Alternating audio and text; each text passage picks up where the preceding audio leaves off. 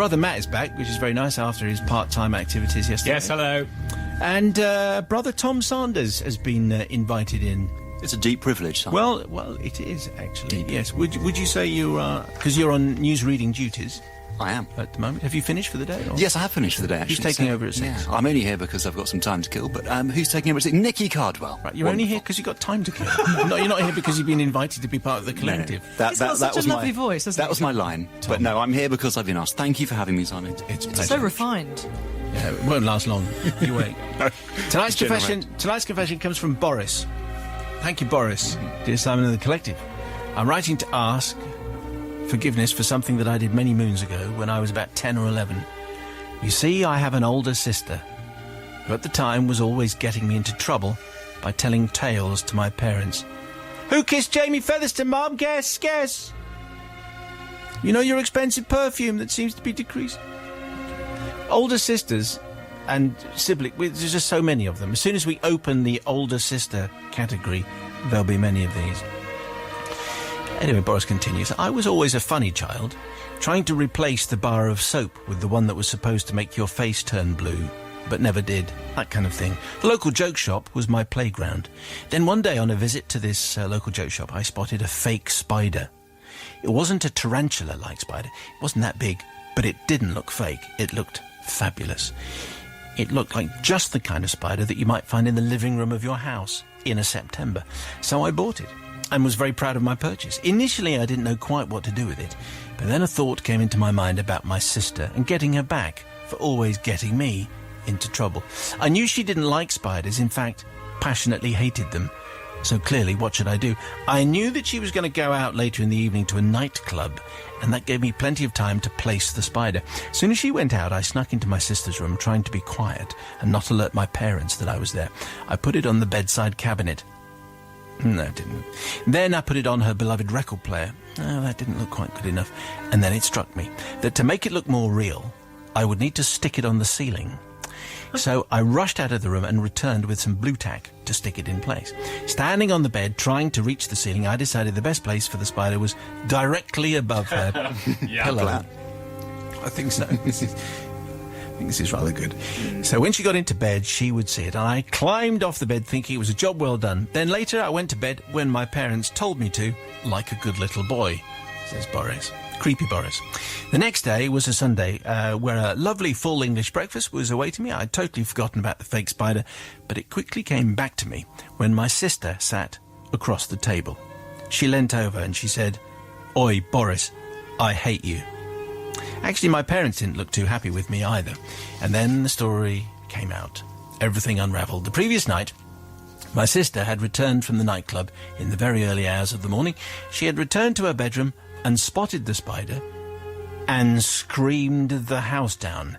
I had heard none of this as I was still fast asleep, but she woke my parents up to tell them to get rid of this huge spider above my bed, and she ordered them to get rid of it. It's definitely a widow spider. They're killers, she had said, apparently. Well, my father came into the room and took one look at it and then made a sharp exit. It was too big for him, so he dispatched my mother into the room to get rid of the spider. Hold on. Nice one, Dad.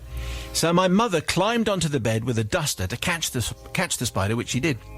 What happened next was unexpected and beyond my wildest dreams.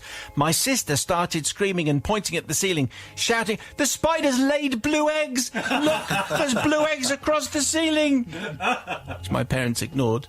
My mother continued down the stairs with the spider in the duster, opened the back door and threw it out. They then calmed my sister down and the house went back to normal and they all went back to sleep. I hadn't woken up through this entire drama. The next morning, while my mother was in the kitchen making breakfast, she glanced out of the back window and spotted that the spider had not moved from last night. So she went out to investigate and poked it, and amazingly, it still didn't move. She then picked it up and discovered, yes, it was my fake spider. Made in China, printed on the back. Probably that's the clue. This discovery didn't stay a secret long, and the whole house knew before I woke up. I don't think my sister spoke to me for a year, apart from saying intermittently that she hated me. Anyway, I don't seek forgiveness from my sister because she deserved everything that she got for telling all those tales on me. Instead, I seek forgiveness from my parents, who are rudely awakened from their sleep in the early hours of Sunday morning, dealing with a hysterical girl and having to throw a fake spider out of the house. Anyway, that's why it's Borris. I think that's why we changed the name to Borris, because it was a nice spider confession. Spider confession's always very welcome, of course, but particularly older sibling confessions. Let's face it, there are loads. Confessions at bbc.co.uk. Sister Rebecca.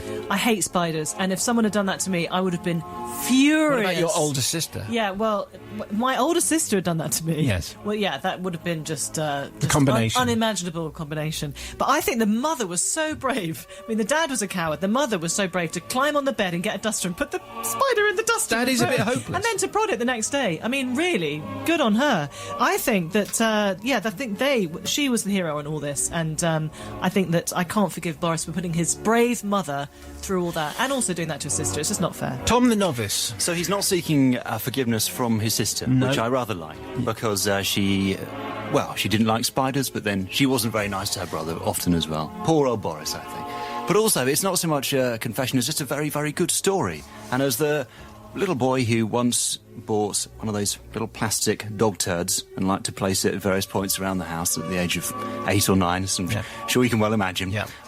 Absolutely forgiven. Borris, you are absolutely forgiven. It's a very fine story. Outstanding, Tom. You won't be coming back. Well done. Coming back. Well done. there are debuts, and then there's Tom I think Sanders' that's debut. fine, isn't it? I think that's okay. Yes. Let me just. Well, is that okay? Good job we're on the air. Post Sophie Grubble, is that okay? Post-mortem later. if the umlaut's in the right place. Brilliant.